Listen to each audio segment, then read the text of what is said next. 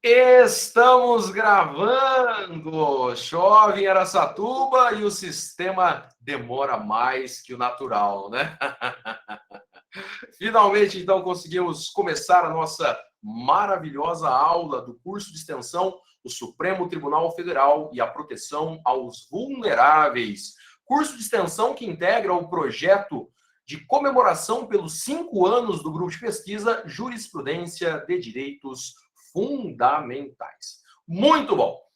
Demorou um pouquinho para começar a gravação, o pessoal já está me zoando, perguntando se a minha internet é discada. O quê, Brasil? Não. O problema é a chuva mesmo, né? Muito bem, queridos. Vamos então dando prosseguimento ao nosso conteúdo. Hoje nós vamos encerrar a aula 1, Jurisdição Constitucional e Direitos Fundamentais, e já iniciar a aula 2, que estuda, a partir da aula 2, né, nós teremos aulas sobre os grupos vulneráveis em espécie, especificamente, né? Começaremos com mulheres, negros e deficientes e seguiremos aí estudando os 10 grupos vulneráveis que são objeto de análise do nosso projeto. Bom, queridos, na aula passada, nós paramos nessa transição do Estado liberal para o Estado social. É isso mesmo? Todo mundo consegue ver bem o slide? Mandem um ok. O pessoal está confirmando, foi exatamente aqui que nós paramos. Muito bem, então. O que é importante analisar aqui nessa transição do Estado liberal para o Estado social? Gente, o Estado liberal, ele é objeto, ele é fruto das grandes revoluções, né? A Revolução Inglesa, a Revolução Francesa, Revolução Americana. Lembra que nós tínhamos o poder concentrado, centralizado, na França especialmente, na monarquia, né? Então, por que o Estado liberal ele ganha força depois das revoluções? Porque nós precisamos de liberdade. Nós precisamos de liberdade de pensamento, de expressão, de religião. Nós precisamos de proteção à nossa propriedade.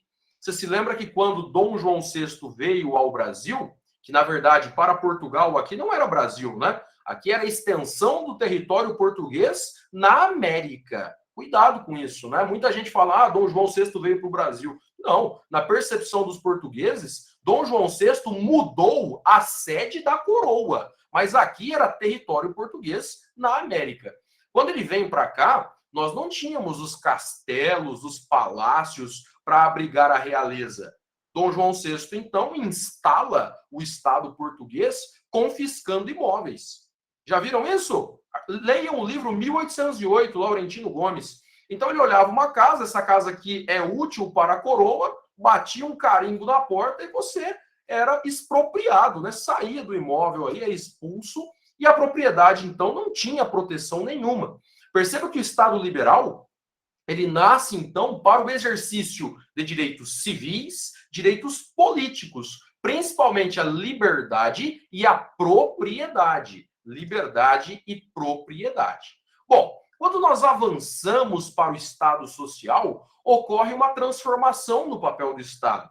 E aí nós temos, então, o Estado-providência, ou seja, nós esperamos que o Estado atue para concretizar direitos. É a partir do Estado social que nós vamos pensar em políticas públicas, né? Nós vamos pensar numa atuação efetiva do Estado para a concretização de direitos, para a materialização de direitos. Isso, inclusive, vai gerar uma certa revolução no processo, porque nós vamos sair dos processos meramente individuais e vamos passar para os processos coletivos, os processos de grupos, os processos de classes, de categorias. É uma mudança de paradigma, é uma mudança de pensamento.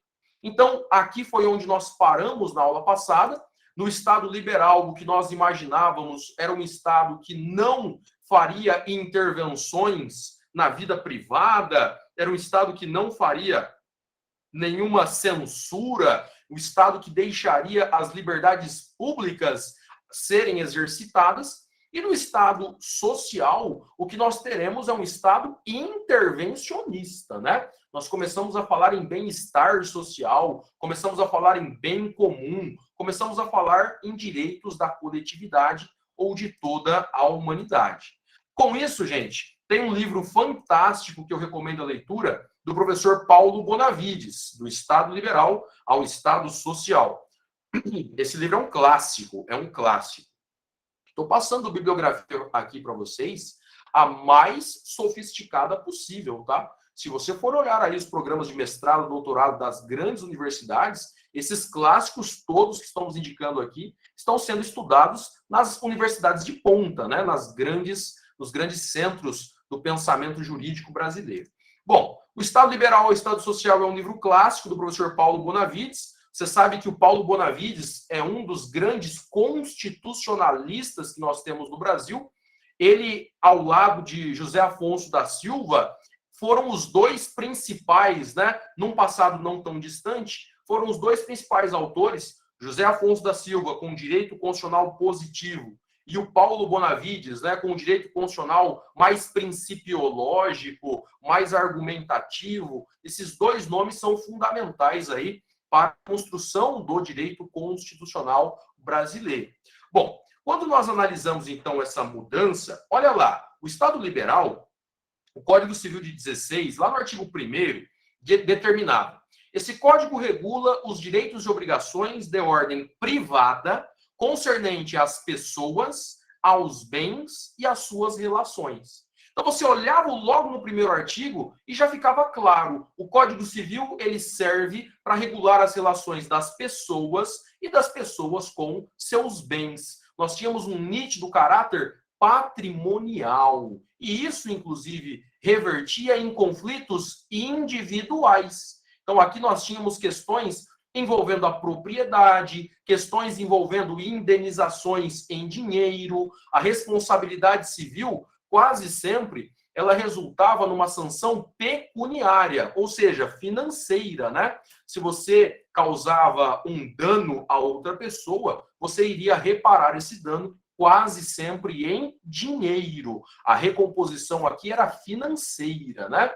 Esse era o Estado liberal. No Estado social, nós começamos a falar de função social do contrato, função social da propriedade, que são ideias que a Constituição de 88 deixa muito claras, né? E acabam sendo incorporadas ao Código Civil de 2002.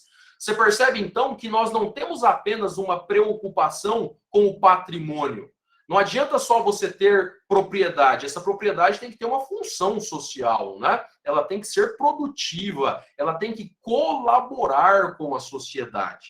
Aqui nós também começamos a ter o surgimento de novos direitos. Então, a partir da década de 80 para frente, nós começamos a falar de direitos específicos para crianças e adolescentes, para idosos, consumidores, deficientes, meio ambiente. E do ano 2000, 2010 para frente, até mesmo homossexuais, que, inclusive no Brasil, ainda não tem leis específicas, né? Crianças, consumidores, idosos, meio ambiente, tudo isso tem lei. Homossexuais, não temos ainda legislações específicas. E nesse Estado social, para que os direitos sejam garantidos e efetivados, nós precisamos de políticas públicas. Falamos um pouquinho disso na aula de ontem, né? Se eu tenho direito à educação, eu preciso ter políticas públicas para levar esse direito em condições de igualdade, né? E aí surge, num momento mais recente da nossa história, ProUni, FIES, Ciências Sem Fronteiras, na parte da saúde, mais médicos, na parte de infraestrutura, luz para todos, na parte de habitação, Minha Casa Minha Vida.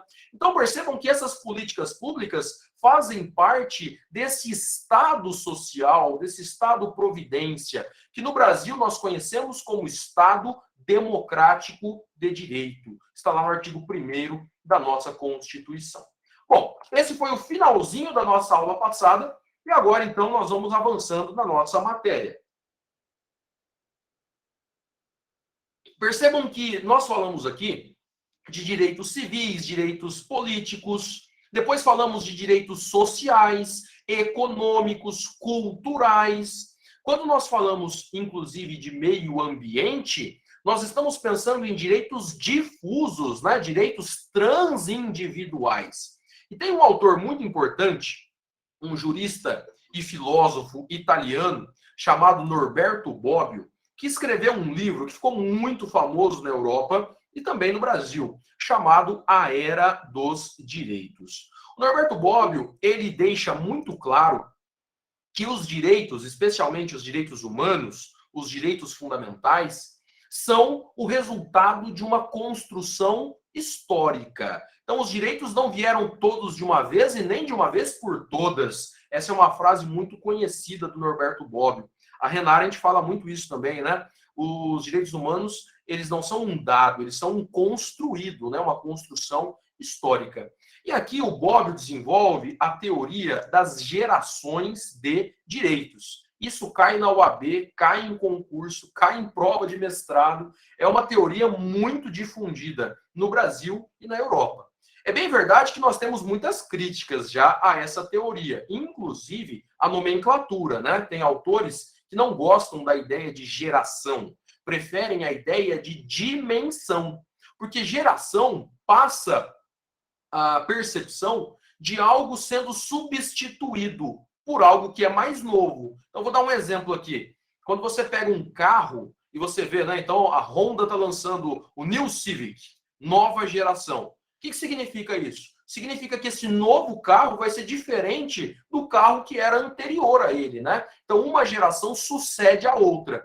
Por isso que alguns autores não gostam da nomenclatura, da denominação geração, e preferem dimensão. Porque dimensão são coisas que convivem juntas, né? Que coexistem. Mas vamos começar da doutrina clássica e vamos avançando.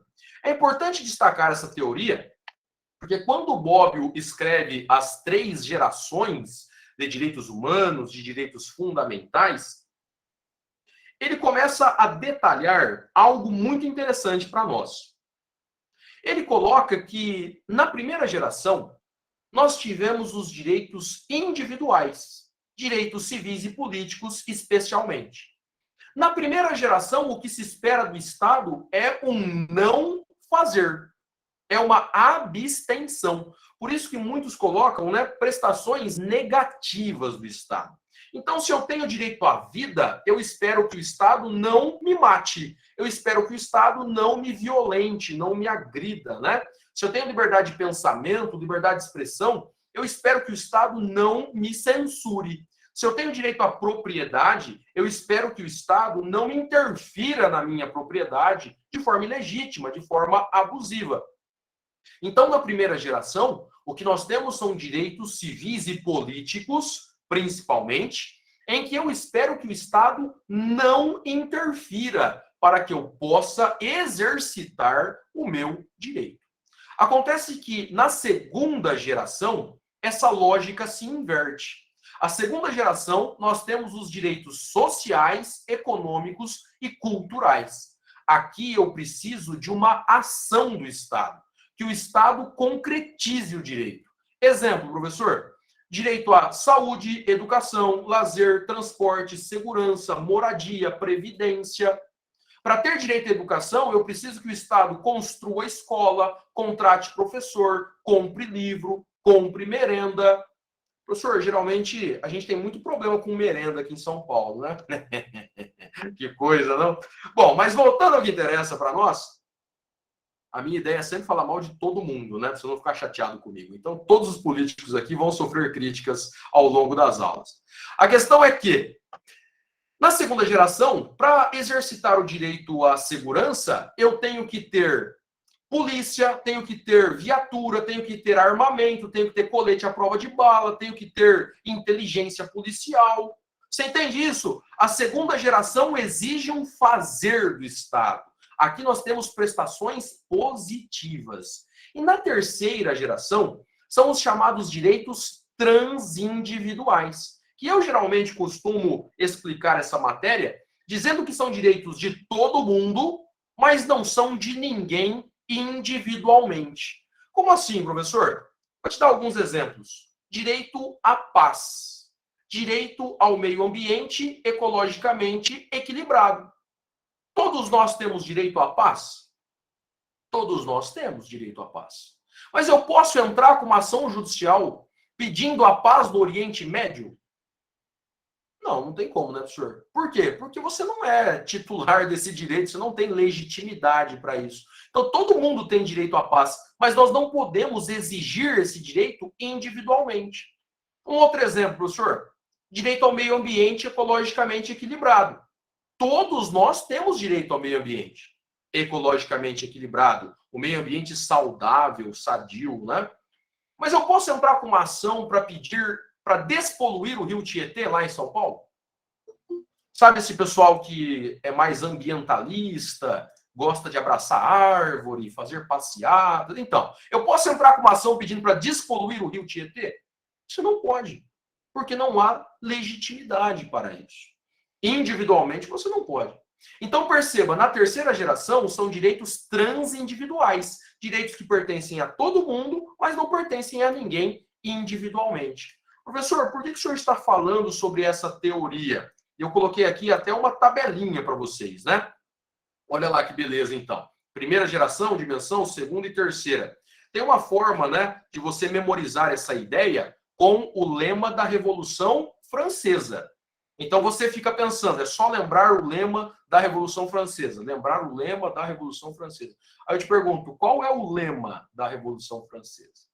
Pô, senhor, eu lembrava que tinha que lembrar o lema. Agora, qual é o lema, né? O lema é liberdade, igualdade e fraternidade. Então, primeira geração, direitos de liberdade.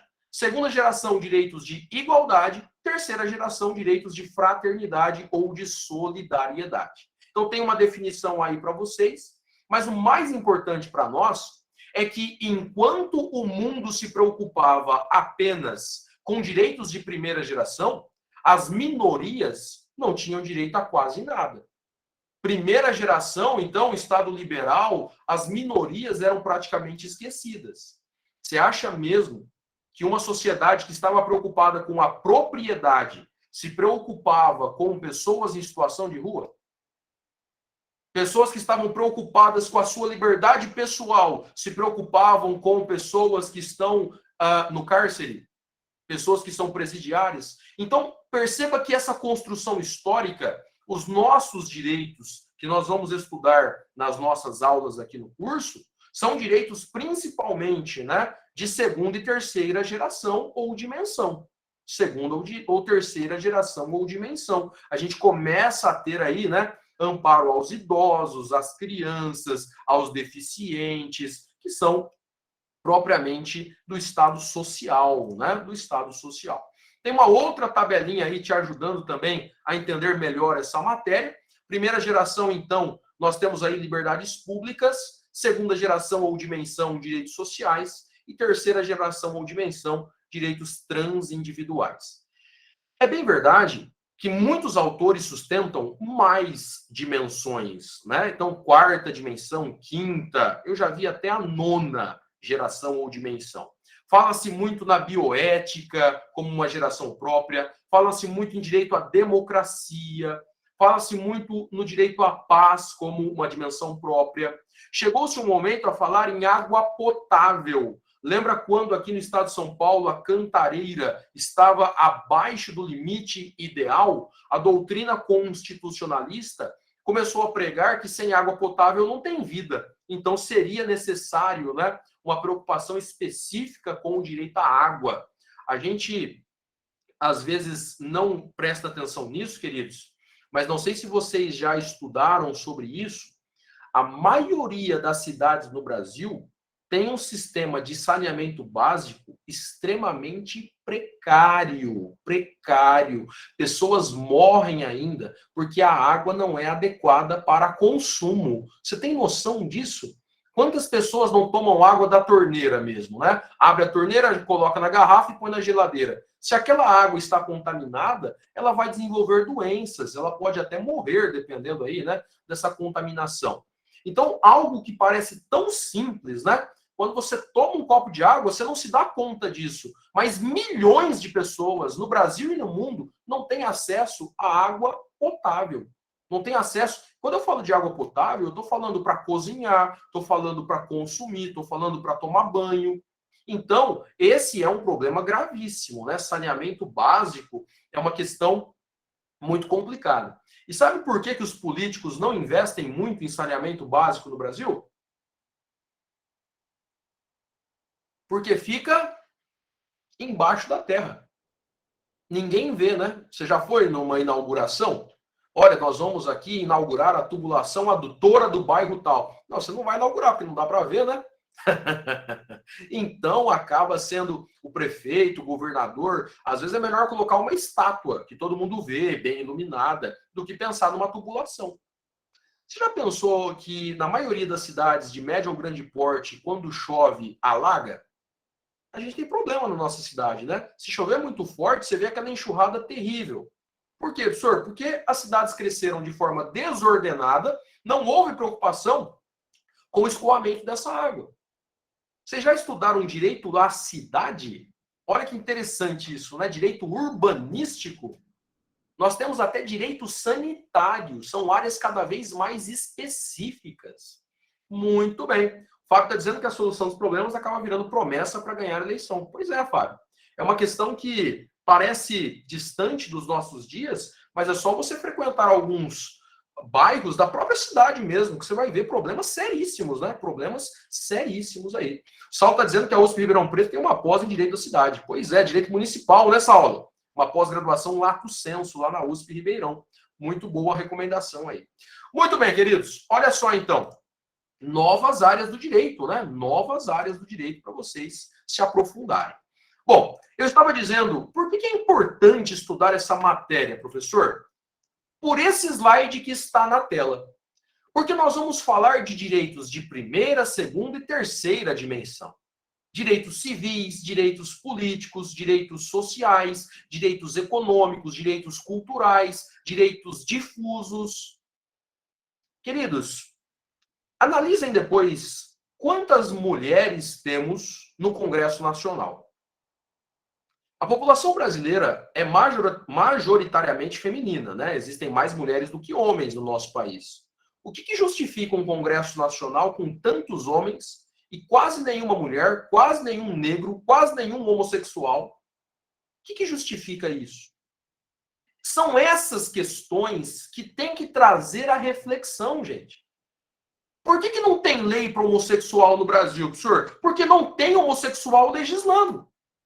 Porque não existe uma bancada que busque o direito dessas pessoas. A Tainá está dizendo, patriarcado, né, professor? Um perfil hegemônico. Pois é, são questões que têm que nos incomodar. Eu vou trazer uma foto aqui amanhã do Tribunal de Justiça de São Paulo. Eu quero que você conte na foto quantos desembargadores são negros. Quantas desembargadoras são mulheres. Você vai levar um choque de realidade. Porque a esmagadora maioria são homens brancos, a verdade é essa. E aí, como que você quer que nós tenhamos mudanças sociais, conquistas sociais, se as pessoas não têm representatividade? Eu falo muito sobre isso. Teve uma foto que rodou o Twitter, ganhou a internet, e eu acho aquela foto muito simbólica. Talvez você já tenha visto.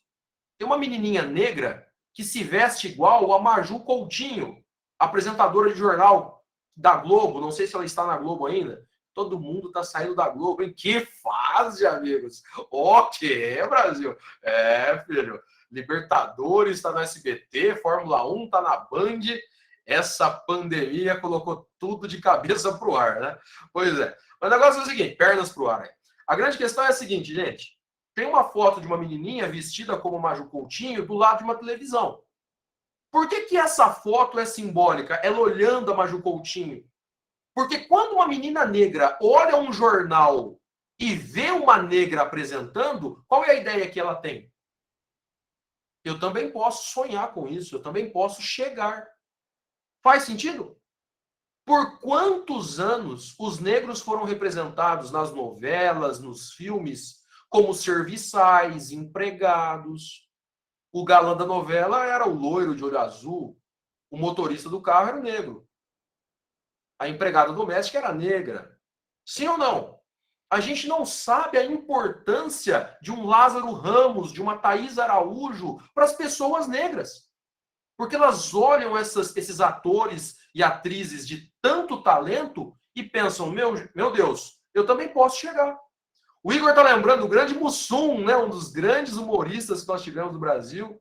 Pois é, eu gosto muito de um artista, né? O Seu Jorge na música. Talento absurdo, né, gente? A grande questão é que nós precisamos de representatividade. É isso aí, Richard. Essa é a ideia. Bom, avançando aqui no que interessa, então, quando nós falamos, então, de negros, mulheres, indígenas, deficientes, homossexuais, pessoas em situação de rua, refugiados, nós estamos pensando nesse conjunto de direitos humanos fundamentais de primeira, segunda, terceira geração ou dimensão. Bom, o que mais, professor? A nossa Constituição, ela foi pensada com essa estrutura. Olha o que diz no artigo 3º do texto constitucional brasileiro. Constituem objetivos fundamentais da República. Objetivos fundamentais da República. Construir uma sociedade livre, justa e solidária. Garantir o desenvolvimento nacional.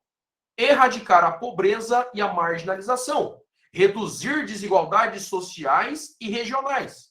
Promover o bem de todos, sem preconceitos. Olha a ideia da desigualdade e do preconceito de novo na Constituição, né? Sem preconceitos de origem, raça, sexo, cor, idade e quaisquer outras formas de discriminação. O legislador constituinte está dizendo, são objetivos da República, objetivos fundamentais. E percebam que todo inciso começa com um verbo. E por que começa com um verbo, professor? Porque exige ação. Tem que ter ação. É construir, garantir, erradicar, promover. Faz sentido? Uma dica aí para os alunos que prestam OAB e concurso. Cuidado para não confundir o artigo 3º da Constituição com o artigo 4º. As provas misturam os incisos, né? No artigo 3º temos os objetivos fundamentais da República. No artigo 4º da Constituição, que nós já estudamos, são os princípios que regem o Brasil nas suas relações internacionais. Nós estudamos na aula passada que o inciso 2 é a prevalência dos direitos humanos. Lembra disso? O combate ao racismo, terrorismo, isso são princípios que regem o Brasil nas relações internacionais. Os objetivos fundamentais da República estão no artigo 3º. Então, perceba que a Constituição, ela projeta missões para o Estado. Não é um Estado ideal, não, são objetivos. Ou seja, são metas a serem cumpridas. Claro que isso, gente, demanda um espaço de tempo, né? Não dá para você também fazer tudo de uma vez. Tem um grande amigo que é engenheiro, lá em Nova Brasilândia, né? E ele comentava comigo que a cidade não tinha engenheiro até ele ir para lá. E agora que tem, eles querem fazer tudo de uma vez, professor. Então, tem que ter um pouquinho de calma, né? As mudanças demandam tempo, demandam recursos, demandam orçamento. Bom, mas percebam então que a própria Constituição já traz essa ideia de Estado social, de Estado providência, né? Estado democrático de direito.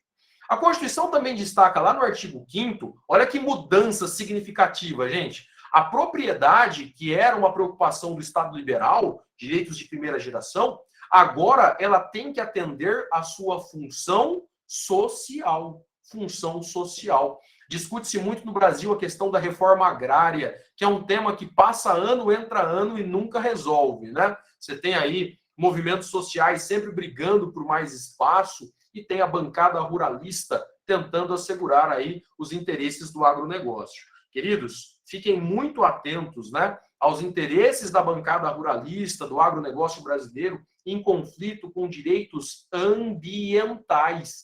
Parece conversa de fazendeiro, mas não é não, tá? Tem muitas iniciativas contra direitos dos povos indígenas, para cada vez mais ocupar espaço, né? Desmatamento, exploração da terra, são questões interessantes que nós vamos estudar nos direitos dos povos indígenas. Olha só, além disso, agora nós vamos avançando na aula, né? Vamos dando um salto aí para os mecanismos que a Constituição traz para garantia e efetivação de direitos. Deixa eu destacar os principais aqui para vocês.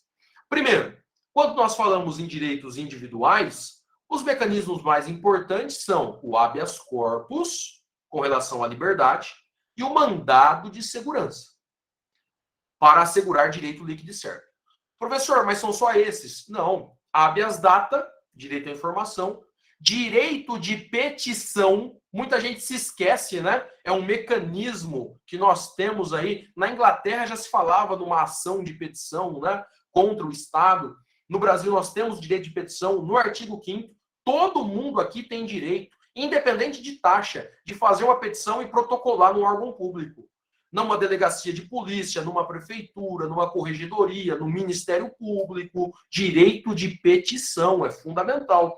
Eu já tive casos, queridos, na parte do direito ambiental, que nós fizemos uma petição ao Ministério Público, montando um dossiê com irregularidades, aquilo se tornou um inquérito civil, o promotor encaminhou para São Paulo e o Procurador-Geral de Justiça do Estado de São Paulo entrou com uma ADI, uma ação direta de inconstitucionalidade contra uma lei municipal. Sabe o que o prefeito fez? Revogou a lei. Foi aqui em Araçatuba, não, foi na região. Revogou a lei.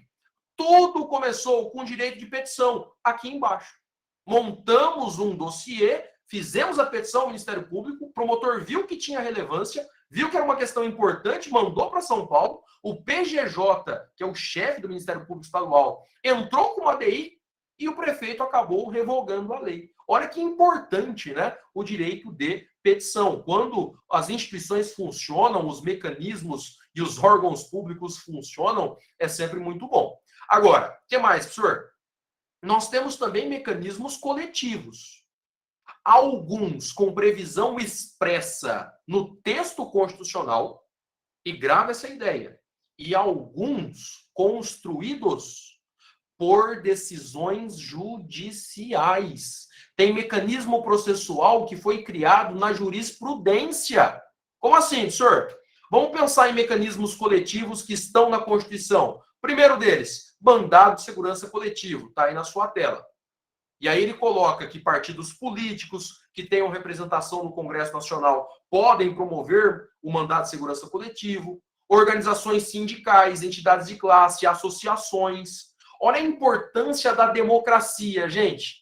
Nós vamos ter muitas ações aqui que nós vamos estudar que foram providências tomadas por partidos políticos, providências tomadas por associações.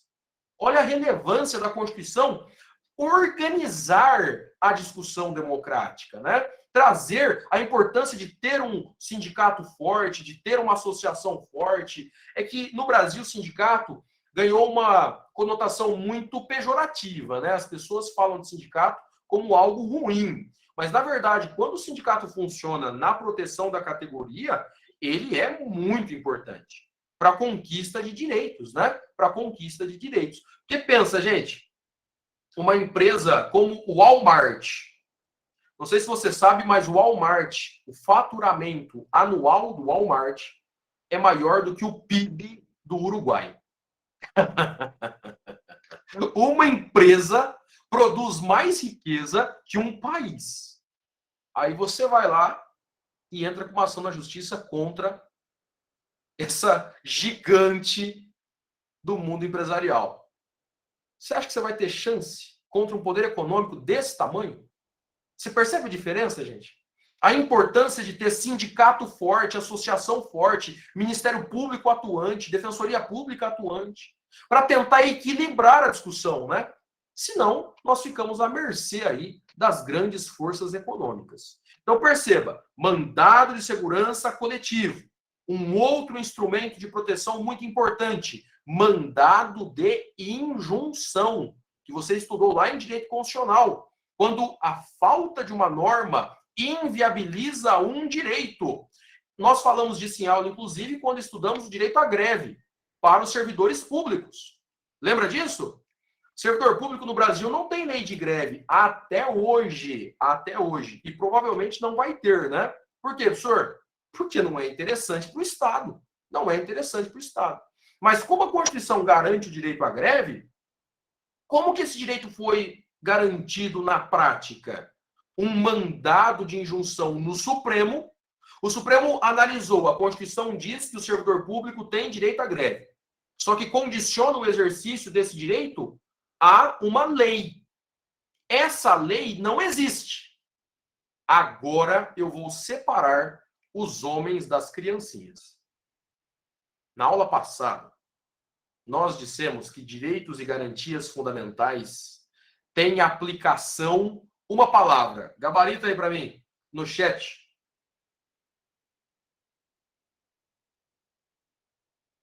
O Natan, Saulo, Lucas e Maria Luísa não estão para brincadeira. Já gabaritaram, depois da Maria Luísa, as respostas não valem mais, porque o pessoal vai copiar de quem colocou no chat. Olha só, queridos. Direitos e garantias fundamentais têm aplicação imediata. O exemplo da greve para servidores públicos é um ótimo exemplo. A Constituição diz: servidor público terá direito à greve. Claro que tem uma série de peculiaridades, né? Tem uma série. Funções essenciais não podem parar. Você já imaginou se a polícia fizesse greve? Professor, mas já fizeram greve, né? No Brasil. A Constituição fala que a polícia não pode. Polícia e Forças Armadas não podem fazer greve. Não, professor, mas teve estado que já fizeram. Eu lembro que saquearam aí, virou o caos. Pois é, mas não pode, né? Olha o problema quando a gente tem uma ruptura constitucional. Exatamente, Tainá. Servidor público da área de segurança pública não pode fazer greve. A Constituição proíbe. Ali o Maurício está dizendo, Espírito Santo que o diga, né, professor? O Maurício virou o faroeste lá, né, cara?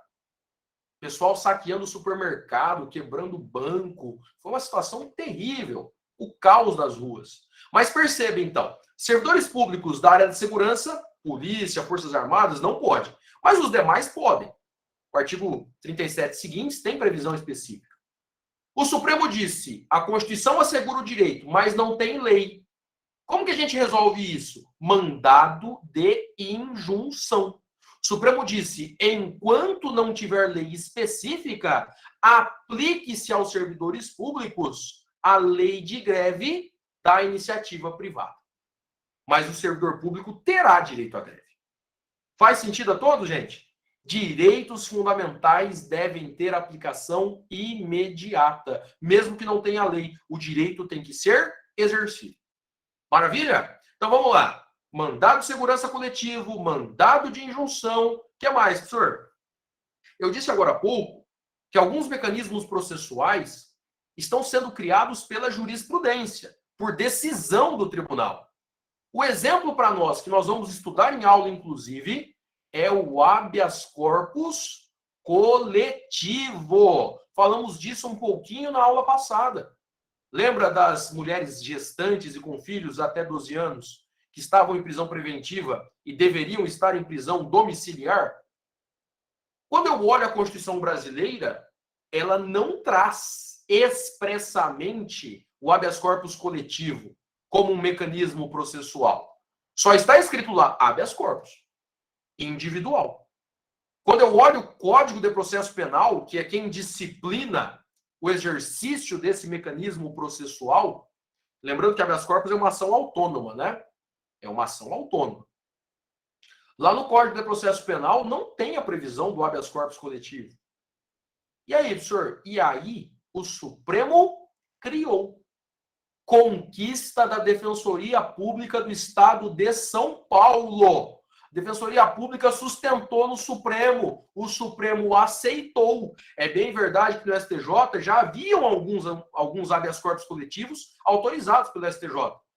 A bem da verdade é que é uma forma de dar celeridade, de dar segurança jurídica e de proteger direitos. Ok? Então, mandado de segurança coletivo, mandado de injunção, habeas corpus coletivo são mecanismos coletivos de proteção a direitos. Fora isso, gente, nós temos também a chamada técnica da substituição processual, que eu ensino na minha disciplina Tutela dos Direitos Difusos e Coletivos, que é a possibilidade de algumas instituições, algumas entidades, promoverem ações em nome próprio e representando os seus afiliados, ou então, quando autorizados expressamente, né?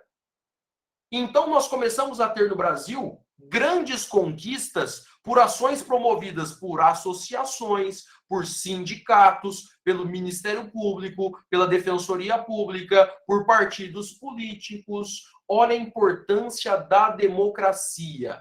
Dar maior amplitude ao debate, dar condições de instituições brigarem por direitos. Com isso, olha só, mais alguns detalhes aqui, né? Temos também a possibilidade da ação popular como mecanismo constitucional. Temos a possibilidade da ação civil pública, e existe uma lei lá de 85 que rege a ação civil pública promovida pelo Ministério Público, pela Defensoria, pelas associações, pelas entidades da administração pública direta e indireta. Muitas conquistas foram através de ações civis públicas, ações populares, muitas conquistas. Percebam, queridos, a importância do processo coletivo. Aqui não é mais processo individual, processo coletivo. Então, para encerrar essa parte da aula, eu gostaria de destacar agora a importância da Defensoria Pública e da assistência judiciária. A Defensoria Pública é um órgão bastante recente. A bem da verdade é que até pouco tempo atrás, quem fazia a defesa dos necessitados, dos chamados hipossuficientes econômicos, quem sabe, aqui em São Paulo, quando não tinha defensoria, quem protegia as pessoas pobres? Responde aí, 3 letras resolve. Tem muito estagiário que está lá. Parabéns, Cíntia. A Procuradoria-Geral do Estado. 3 letras resolve, PGE. Sim ou não? Antigamente, quando não tinha defensoria, quem fazia a proteção dos pobres, dos necessitados, era a Procuradoria-Geral do Estado. Tanto é que quando a defensoria foi criada, muitos procuradores optaram por se tornar defensores públicos. Aqui em Araçatuba nós temos exemplos disso. Era procurador, se tornou defensor público. Tudo bem, gente? E tem um detalhe, né? A defensoria é uma conquista imensa. Embora ela tenha sofrido muitos ataques e está sofrendo atualmente com relação ao poder de requisição. Para quem não acompanha o noticiário, eu sempre falo disso, né? Estudante de direito, profissional da área, tem que estar muito ligado no noticiário. Ainda mais agora em tempos de fake news, né? A grande questão é que a Cíntia está dizendo que era da defensoria. É isso, Cíntia? Não? Da procuradoria? Não, é que eu peguei essa transição, né? Assim, não, quando eu entrei na faculdade, eu tinha inaugurado, mas foi nessa época, por isso que eu lembro bem. Poxa, que legal, Cíntia. Foi essa transição, então, da procuradoria para a defensoria, né? Muito bom. Então, queridos, a grande questão sobre a defensoria são 2 detalhes. Primeiro, tem defensoria em toda a comarca? Sim ou não, rápido? Defensoria pública, toda a comarca? Não. Toda comarca tem juiz e tem Ministério Público. Mesmo que seja substituto.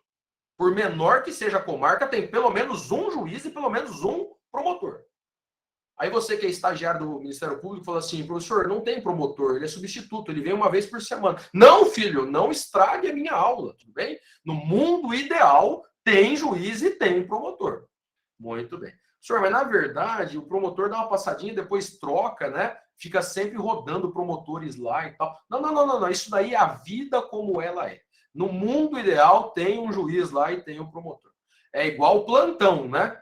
A gente ensina para os alunos que os juízes ficam de plantão. O aluno pensa que o juiz fica lá no fórum, sentadinho no gabinete, esperando alguma coisa acontecer, né? Não, filho, calma. No plantão, o juiz tem que estar com o celular ligado. Basicamente é isso, né? Para quem trabalha no fórum aí, sabe o que eu estou dizendo.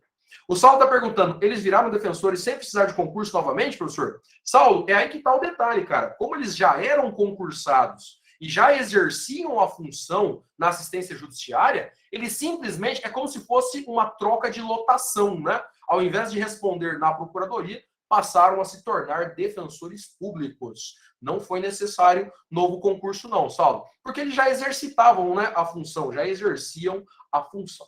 Muito bem. A Adriana está dizendo que, deixa eu só ler aqui antes para ver se não há nenhuma pegadinha, né?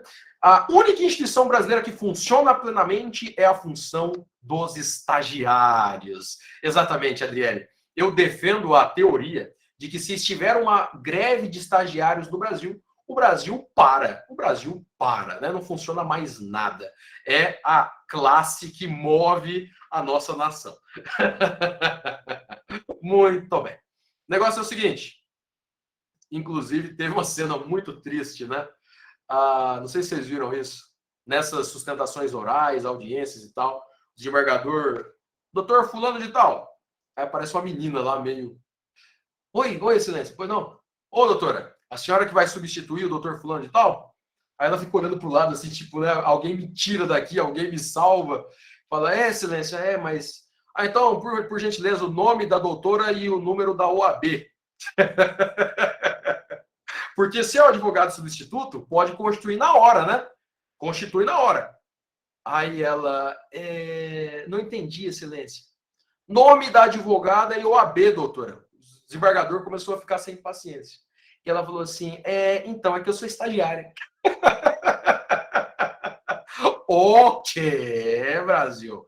Esse é o momento de chutar o modem. Chutar o modem. Ok, Brasil. Caiu a conexão, caiu. Não.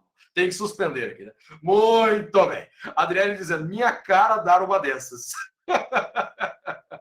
Mas assim, gente, a irresponsabilidade não é da estagiária, né? Vamos ser sinceros, é do profissional que não estava lá. Então, assim, tadinha da estagiária. Mais uma vez, a classe sendo injustiçada aí, né? Lembrando que nós já tivemos exemplos no Brasil de sustentação oral de estagiário no colégio recursal. Já viram isso? Desde que acompanhados no ato pelo advogado. Então, ali uma repartição de funções, a justiça brasileira já admitiu, né? Já admitiu. A Adriele está dizendo, isso pode? É legal? Então, Adriele, tem uma ideia que o juizado, um dos princípios é a informalidade, né? Então, a ideia seria, se a pessoa pode fazer a defesa sozinha, por que o estagiário não pode, né? Mas foi uma decisão que chamou bastante atenção aí no cenário nacional, né? Porque não é comum. Não é comum.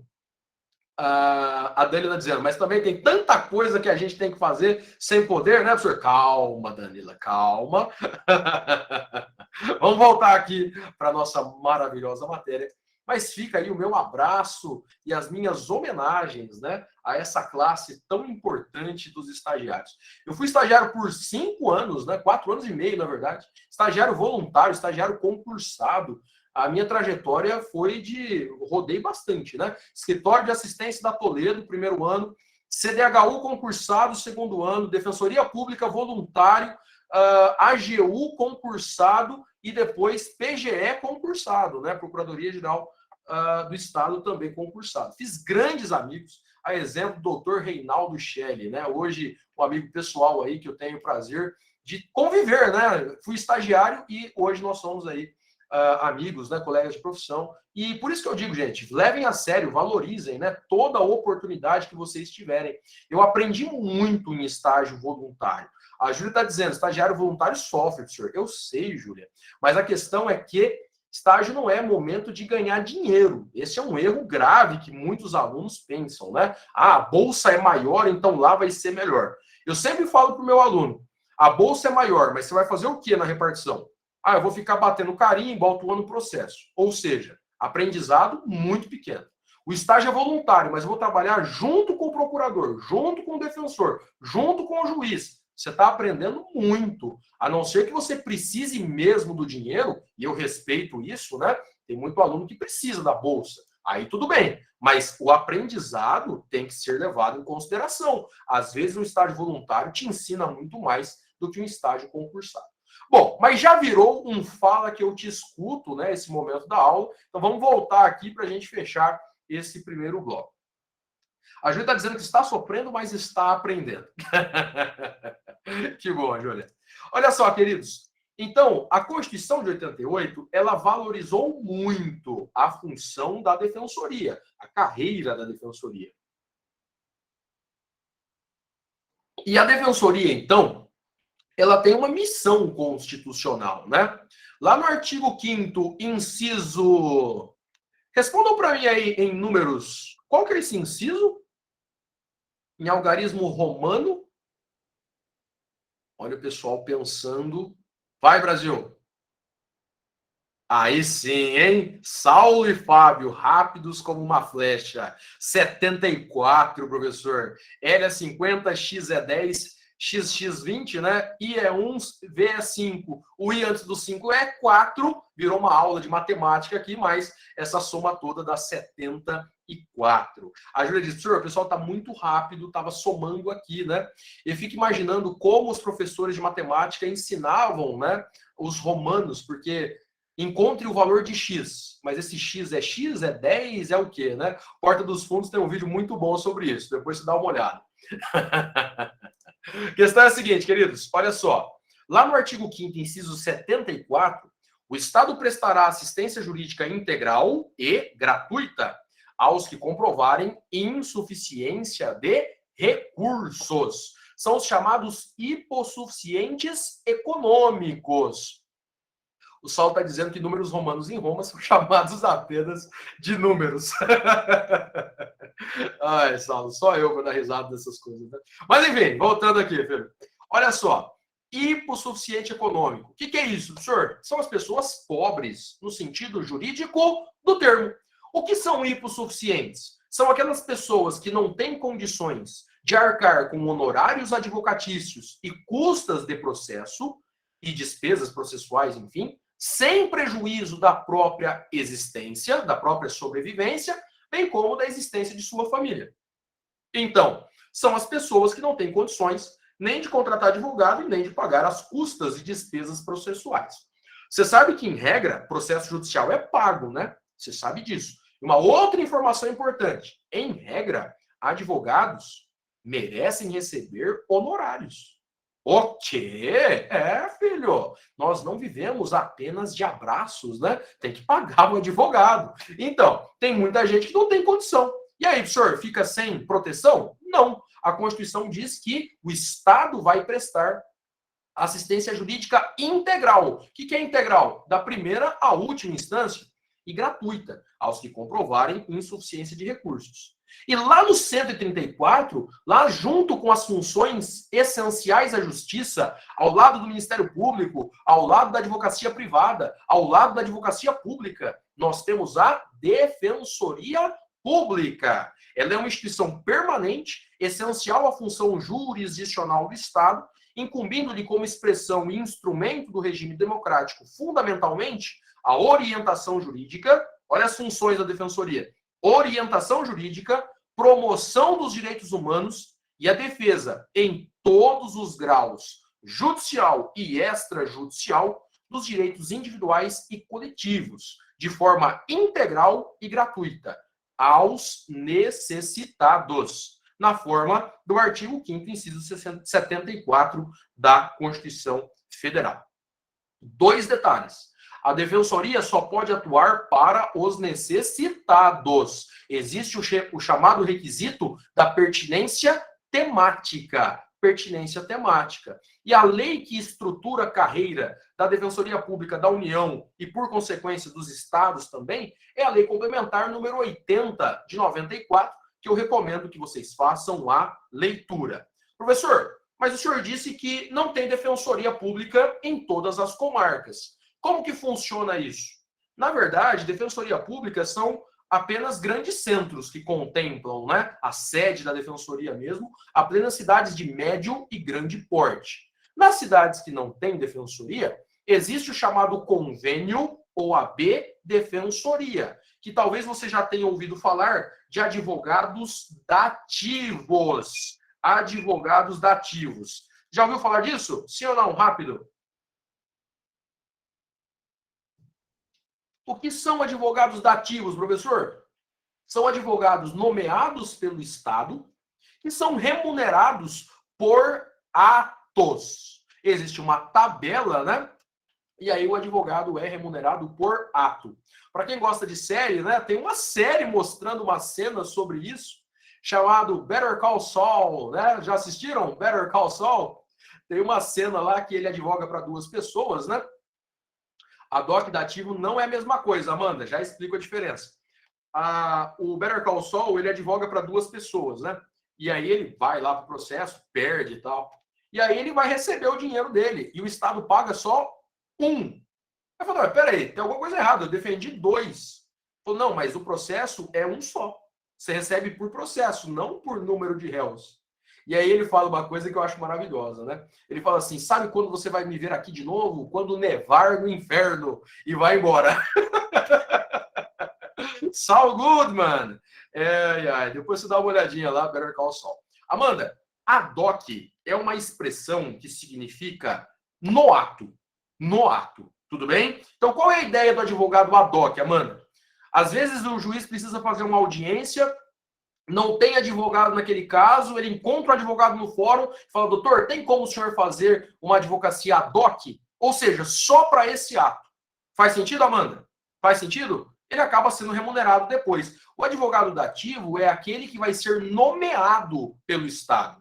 Nomeado, né, pelo convênio OAB Defensoria, e ele vai exercer a representação. Inclusive, gente, é uma questão muito interessante, tenho muitos amigos aí que são formados já e estão no início da carreira, como aprendizado é muito bom, né? Vale a pena você se candidatar aí, né, ao convênio OAB Defensoria. Começo de carreira, a Tainá está dizendo que são só casos complexos, professor. Estou traduzindo aí porque estamos gravando, né? E o José Renato está falando assim, professor, os honorários são de 60% da tabela, quando advogado dativo ou algo assim? Então, José Renato, tem uma tabela mesmo, né, que o Estado remunera de acordo com aqueles itens. Então, se você fez uma contestação, se você fez um recurso, se você fez uma audiência, se você fez um plenário do júri, tem tudo ali determinando os valores que serão pagos. Beleza? Maravilha? Dá uma olhadinha, então, no convênio OAB Defensoria, depois vale a pena conhecer. O que mais, professor? Você entendeu, então, que se não tem defensor, nós temos aí, né, o advogado nomeado. A Tainá já está falando como advogada, dizendo os valores são insatisfatórios.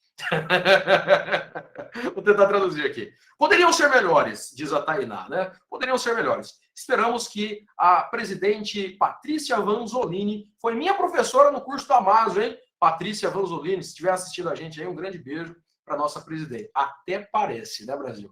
Que a presidente da OAB vai estar assistindo. Mas, enfim, o negócio é o seguinte.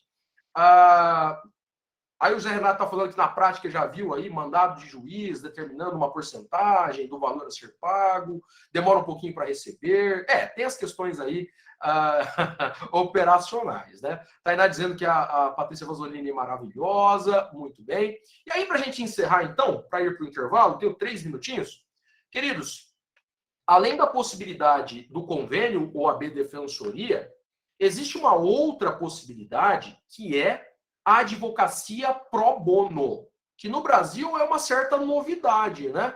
Nos Estados Unidos, na Europa, já era mais comum. No Brasil é mais novo isso. Professor, o que é advocacia pro bono? Tem o provimento 166/2015 da OAB São Paulo, para você dar uma lida melhor, né? Mas aqui eu trouxe até um conceito para vocês. Considera-se advocacia pro bono a prestação gratuita, eventual e voluntária de serviços jurídicos em favor de instituições sociais sem fins econômicos e aos seus assistidos, sempre que os beneficiários não dispuserem de recursos para a contratação de profissional. A advocacia pro bono pode ser exercida também em favor de pessoas naturais, que igualmente não dispuserem de recursos para, sem prejuízo do próprio sustento, contratar advogado. A advocacia pro bono, queridos, é muito mais uma missão humanitária, né? Então, ocorre quando o advogado particular se solidariza com um caso, né, uma causa específica, e aí nós temos, então, esse advogado atuando, não é assistência judiciária gratuita não, Adriele, cuidado. A assistência judiciária gratuita vai estar dentro do convênio OAB Defensoria, tá bom? Convênio OAB Defensoria. A advocacia pro bono é uma missão muito nobre. Eu vou te dar um exemplo, depois nós vamos aprofundando. Tinha um advogado muito famoso no Brasil, chamado Valdir Troncoso Pérez, o príncipe do Tribunal do Júri de São Paulo. O Dr. Valdir Troncoso Pérez foi capa da revista Veja porque de cada 10 júris, ele absolvia 9, 93% de aproveitamento no júri, que é uma cifra absurda, né? Você sabe que no júri, o natural é condenar. O Dr. Valdir Troncoso Pérez absolvia a grande maioria dos seus casos. Inclusive, quando você for no Tribunal de Justiça lá em São Paulo, tem um busto do Valdir Troncoso Pérez. Sabe o Salão dos Passos Perdidos? Para quem já foi, né, no Tribunal de Justiça, ao lado da Igreja da Sé ali, fica então um busto do príncipe do advogado Valdir Troncoso Pérez, o príncipe do Tribunal do Júri. Dizem que foi um dos maiores advogados criminalistas que o Brasil já teve.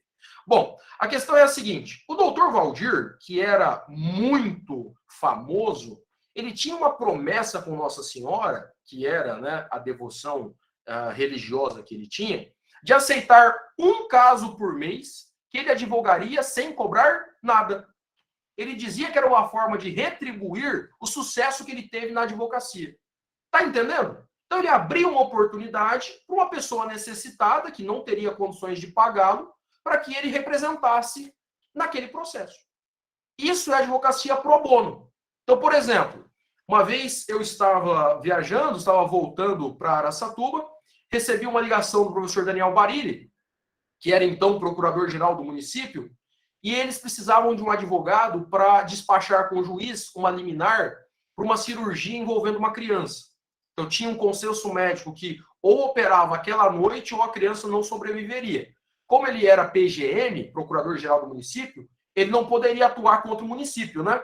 Então precisava de um advogado. O que seria uma advocacia pro bono, professor? Eu me solidarizando com aquele caso, independente se vão me pagar ou não, se a pessoa não tem condição econômica, atuo em favor daquela criança para que ela tenha o direito assegurado. Então, a advocacia pro bono é uma missão realmente muito nobre, gente. É algo que tem que ser aplaudido, né? Os escritórios que atuam nessa advocacia. É claro que assim, queridos, é esporádico, né? Então, assim, às vezes é muito comum um caso da mídia e aí o advogado se oferece, mesmo para não cobrar nada. Por quê, professor? Porque ele vai ter retorno de imprensa. Então, ele assume aquele caso para ter ali, né, notoriedade, para ter aí uma divulgação na mídia. Tudo bem, então, gente? A advocacia pro bono é uma possibilidade também, não é muito comum no Brasil ainda. Recomendo que vocês estudem sobre isso e, se um dia puderem, né, façam aí a advocacia pro bono.